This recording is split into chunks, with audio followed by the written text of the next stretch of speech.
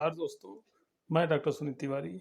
आपका मेरे YouTube channel doctor Sunit study classes में बहुत स्वागत है।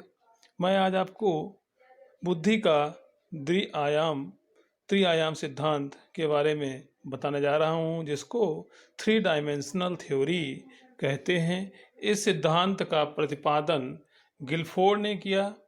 मानसिक योग्यता 3 तत्वों से निर्मित होती है, जैसा कि गिलफोर्ड साहब ने बताया है।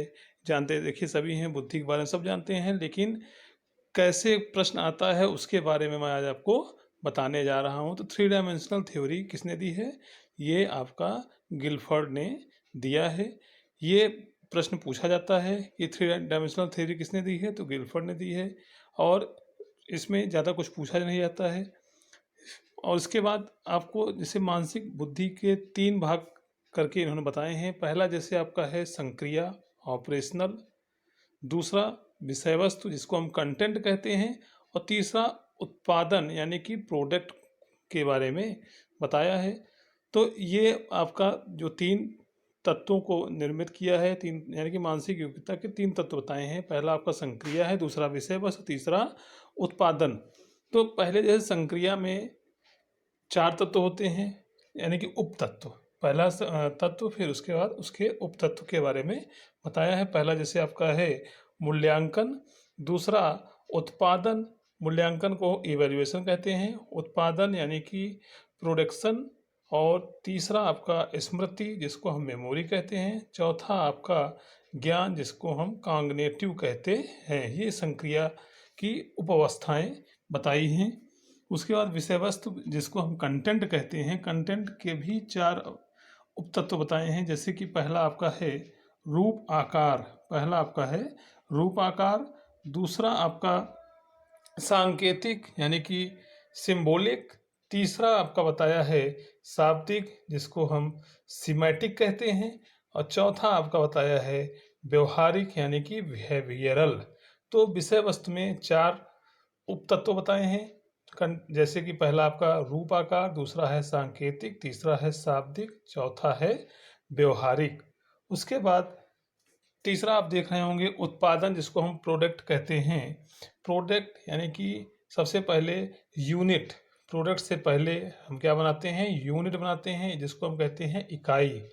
इकाई को हम वर्गों में बांट लेते हैं, जिसको जैसे कि इसमें बांटा गया है, क्लासेस में बांट लेंगे। फिर उसके बाद संबंध यानी कि आपस में रिलेशन, तो रिलेशन बना लेंगे। उसके बाद फिर प्रणाली, प्रणाली यानी कि सिस्टम बना लेते हैं। उसके बाद रूप परिवर्तन, ट्रांसफॉर्मेशन, और लास्ट में प्रयोग करते हैं, जिसको इम्प्लीकेशंस कहते हैं।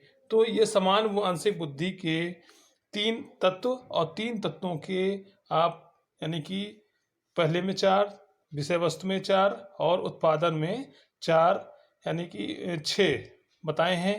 तो यानी कि संक्रिया, विषय वस्तु तथा उत्पादन, इन 3 मूल तत्वों को कई उपतत्वों में विभक्त किया गया है, जैसा हमने अभी आपको ऊपर बताया है।